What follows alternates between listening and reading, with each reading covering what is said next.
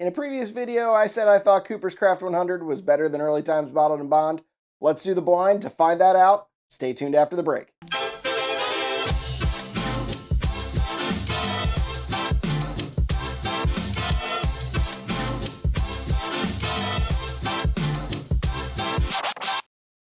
All right, so in our best available bottles, I talked about both of these two. Talked about Cooper's Craft 100 and Early Times Bottled and Bond as being some of the best available bottles. And I posited in that video that perhaps Cooper's Craft 100 could be better than Early Times Bottled and Bond. So figured I'd do a blind, and as scientifically as possible with any blind, usually like to add a third bottle for a control. So I figured that E.H. Taylor could be a good control. I like this bottle. I don't love this bottle. It's not worth $150. I think it's worth more in the $40 to $50 range where it sits at MSRP. So there's a few storylines going on here. Is Cooper's Craft really better than Early Times? And is E.H. Taylor actually as good as everybody says that it is? We're going to find that all out in one single blind. Let's get into it. So I have these 3 glasses here. They're chocolate or black blends, whatever you want to call them. And I did already kind of mix them up, but I'm going to do that a little bit more here in front of me, just so that you, the audience, can see that. They're marked on the bottom. I don't know what they are marked because I can't see it, and it's pretty hard to see through the tiny little screen on my camera. Which one of these will come out on top? In order to answer that, we got to start with the first glass. Cheers. Okay, so that is brown sugar, nuttiness, a little bit of like cherry, maybe vanilla, a little bit of oak on the back of that. Super fruity, super sweet, super syrupy. Kind of got like a maple syrup kind of thing going on. This is going to be weird, but it smells thick, like it smells rich. Just a hint of like sugar, maybe a little baked good, like a cinnamon bun kind of thing going on. Let's give it a taste. Palate's a little bit of a letdown. It's a little bit more herbal, a little bit less sweet, a little bit more oaky, but like generically oaky. Like it doesn't have some of those rich like vanilla or, you know, bold oak flavors. Almost has a little bit of like an apple juice thing going on. So the palate is a little bit of a letdown compared to the nose. It's tasty, don't get me wrong, but the nose was really rich and vibrant, and the palate is kind of like subpar at best. Kind of generically bourbon. It's not anything that's rich and in your face. I'm going to leave a little bit in the Glen. It's really hard to tell how much is left in these Glens. And we're going to move on to glass number 2. I don't actually know if this is number 2 or not. This is the second one that I'm drinking. Let's give it a nose. All right, so compared to the first one, the nose is a little bit more muted. It's kind of butterscotch, maybe some brown sugar, a little bit of cherry on there, some like oak, maybe a little bit of like sawdusty oak, something a little artificial, maybe glue. Like it has kind of like a chemical glue smell to it. It's like wood glue. It's not like super in there. I don't know. It kind of smells like a wood shop. Let's give it a taste. All right, I need water. Ugh, that one hurt me. Swallowed that wrong. And that one burned all the way down. Oof. Okay. Trying that again.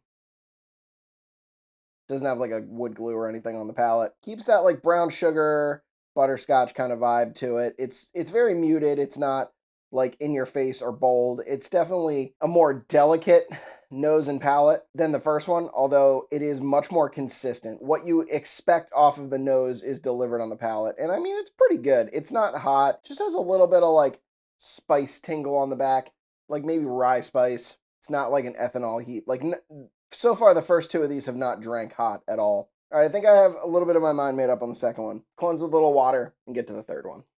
All right, glass number 3. All right, so it's kind of got a cherry oak thing. It actually reminds me a lot of like a Russell's 13, like an earlier batch Russell's 13 or maybe a Stag. Definitely not as hot as that. Definitely doesn't bring the proof, but the nose is like oak and cherry and leather and a little bit of tobacco, maybe a little bit of brown sugar, maybe just the faintest little bit nutty. I think I've got enough off the nose. Let's give it a taste. That one comes kind of in waves. When you initially taste it, it doesn't like it doesn't wave over with flavor. It kind of like tides a little bit. It's definitely cherry, definitely nutty on the palate. It is pretty close to the nose as far as how flavors transfer over. It's definitely subdued. Like, I don't really know how to put this other than like it feels a little delicate. Like it hits you kind of softly and then it kind of rolls into a crescendo. It's kind of like an orchestra concert. Nose on that's fantastic. The palate, I think, is the most cherry oak leather kind of thing going on. It is somewhat stag reminiscent, honestly. It's interesting. So, I am going to kind of explain where I'm at and how I've come to this decision.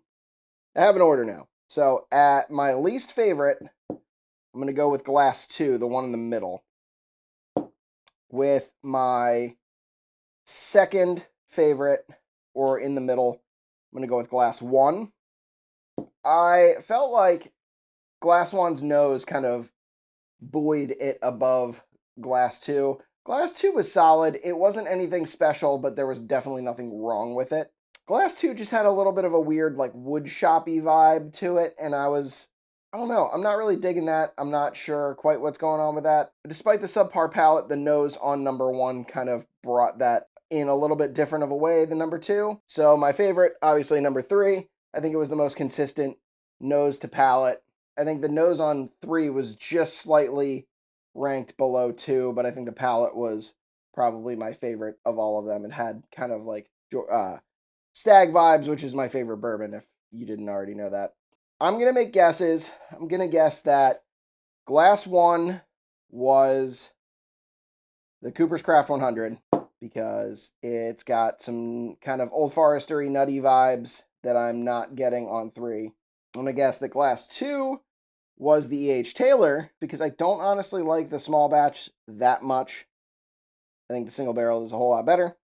And I'm going to guess that 3 is the Early Times Bottled and Bond. Let's figure out if I am correct, and we'll go from there. So, glass 1, or the one on the left, my left, you're right, is number 2. Okay, so, in order, that means that Early Times Bottled and Bond is the first one.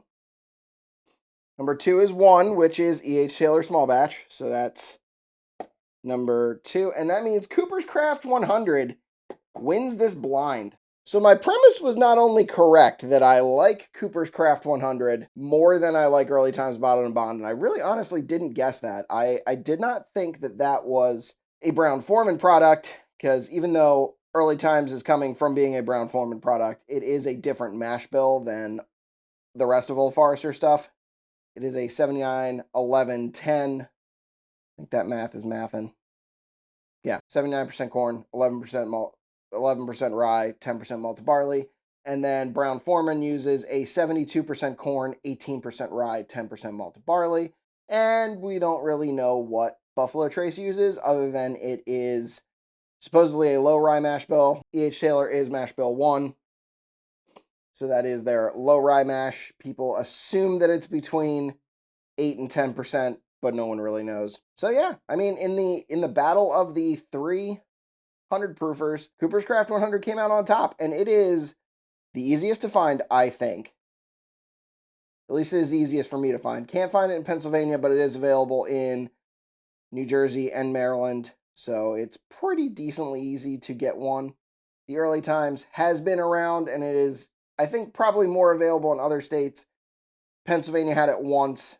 I don't think Jersey gets it, and I don't think Maryland gets it. I'm pretty sure New York does. Pennsylvania, like I said, has gotten one drop and then not again. So we'll see if they get another drop again this year and it's a yearly release, or if it was just a one-time thing. So if you're looking for a mid-budget 100 proofer, my suggestion is the Cooper's Craft 100. I do like all of these. I think they're all great bourbons.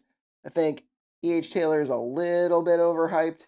I do like it as a bourbon, but in a blind, it just doesn't hold up. It's great in an old-fashioned. I don't think it holds up to these, despite being more expensive and heavily tatered after. If you want to try this at home, drop a comment. Tell me what your results are. I'm always interested in hearing what the community thinks of these blinds, how you guys think it will go out, and definitely do the legwork. The fun of whiskey is trying it for yourself. If you have ideas for content for me to make in the future, be sure to drop those in the comments. I'm always interested in trying to make content that my community suggests. So if you like this content, check out our other videos. Please like and comment on this video and subscribe if you haven't already. And we hope you'll join us in drinking like a gentleman. Cheers.